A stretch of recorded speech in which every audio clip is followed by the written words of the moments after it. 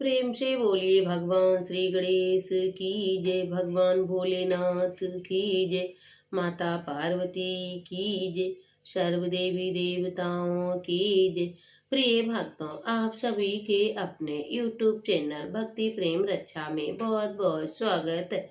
आइए हम सब सुनते हैं आज पौष माह की अमावस्या की संपूर्ण पूजा विधि व्रत कथा।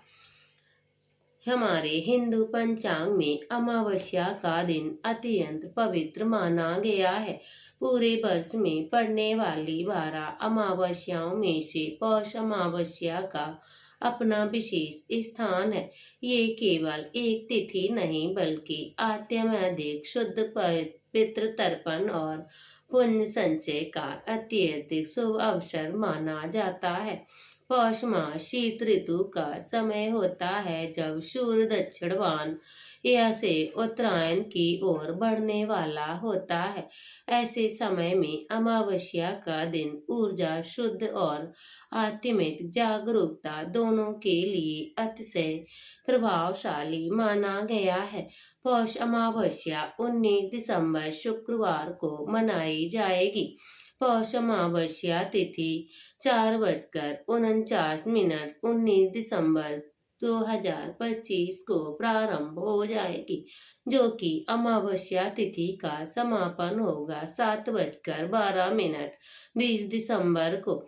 ये अमावस्या दर्श अमावस्या, कृष्ण अमावस्या तथा विशेष रूप से पौष कृष्ण पक्ष अमावस्या नाम से भी जानी जाती है। आइए भक्तों, अब हम सब जानते हैं 19 दिसंबर के शुभ मुहूर्त के बारे में। ब्रह्म मुहूर्त रहेगा सुबह 4:51 से 5:44 तक। प्रातः संध्या रहेगा 5:18 से 6:38 तक। अभिजीत मुहूर्त रहेगा 11:34 से लेकर 12:16 तक। विजय मुहूर्त रहेगा 1:41 से 2:03 गोधूली मुहूर्त रहेगा 5:09 से शाम 5:37 तक। साय संध्या काल रहेगा 5:12 से 6:33 तक। अमृत काल रहेगा 1:03 से लेकर 2:50 तक। निशिता मुहूर्त रहेगा 11:29 से लेकर 20 दिसंबर की मध्य रात्रि 12:22 तक। इन मुहूर्तों के विशेष रूप से स्नान, ध्यान, जप, पितृ तर्पण और दान का अत्यंत शुभ फल प्राप्त होता है। पौष अमावस्या का धार्मिक और सांस्कृतिक महत्व पितृ तर्पण का सर्वोत्तम अवसर होता है। पौष अमावस्या को पितृ तर्पण का विशेष महत्व बताया गया है। मान्यता है इस दिन किया गया तर्पण पितरों की आत्मा को तृप्त और शांति प्रदान करता है। इसमें घर में शुद्ध समृद्धि, सुख समृद्धि का विशेष प्रवेश होता है और बाधाएं दूर होती हैं। शास्त्रों में अमावस्या को आध्यात्मिक अमावस्या, साधना और ध्यान का सर्वोत्तम समय कहा गया है। पौष माह में इसका प्रभाव और बढ़ जाता है क्योंकि ये समय सूर्य के उत्तरायण की ओर बढ़ने का संकेत होता है। नकारात्मक ऊर्जा का समय होता है। अमावस्या की रात विशेष रूप से ऊर्जा परिवर्तन की रात मानी जाती है। इस दिन किए गए दान, स्नान, जप और दीपदान करना, मंत्र जाप करना, हवन करना, मौन साधना करना, धन और मन दोनों को शुद्ध करना, दान पुण्य का महीना तक फल पौष अमावस्या की करना है। तिल, गुड़, कंबल, भोजन, जल, इन सभी को हम दान कर सकते हैं। दान करने से कई गुना फलों की प्राप्ति होती है। कठिनाइयां दूर करने का विशेष दिन होता है। जीवन में बाधाएं या नकारात्मक परिस्थितियों में इन दिन की गई पूजा, दान और तर्पण विशेष रूप से शुभ माने जाते हैं। पौष अमावस्या का विस्तृत पूजा विधि: प्रातः काल ब्रह्म मुहूर्त या सूर्योदय से पहले उठें, जल में गंगा जल मिलाकर स्नान करें। स्नान के बाद स्वच्छ वस्त्र धारण करें, शरीर पर मन दोनों को पवित्र करें। संकल्प लें: ईश्वर का स्मरण करते हुए हमें संकल्प लेना है कि आज तर्पण, दान और पूजा मन से हम करेंगे। पितृ तर्पण करेंगे। तिल, जल, दूध और कुसा लेकर हम पितरों का तर्पण कर सकते हैं। दक्षिण दिशा की ओर मुख करके तर्पण करना शुभ माना जाता है। मंत्र जप भी किया जा सकता है, चाहे सामान्य या संक्षिप्त रूप में ही करें। देव पूजा कर सकते हैं। घर के मंदिर में भी आप पूजा कर सकते हैं। घर में दीपक जलाएं, धूप, चावल, फूल, तिल, गुड़ का भोग माँ भगवान को अर्पित करें। शांत मन में भगवान का ध्यान करें, मंत्रों का जाप करें, दीपदान करें। अमावस्या पर जल स्रोत, नदी, तालाब, कुआं के पास दीपदान करने का विशेष महत्व होता है। यदि बाहर जाना संभव ना हो तो घर के आंगन या छत पर दीपदान कर सकते हैं। जप तप कर सकते हैं। ओम नमः शिवाय गायत्री मंत्र या अपनी पसंद से कोई भी आध्यात्मिक मंत्र का जाप कर सकते हैं। हमें सबको अपनी सामर्थ्य के अनुसार दान करना चाहिए, कितना भी हो।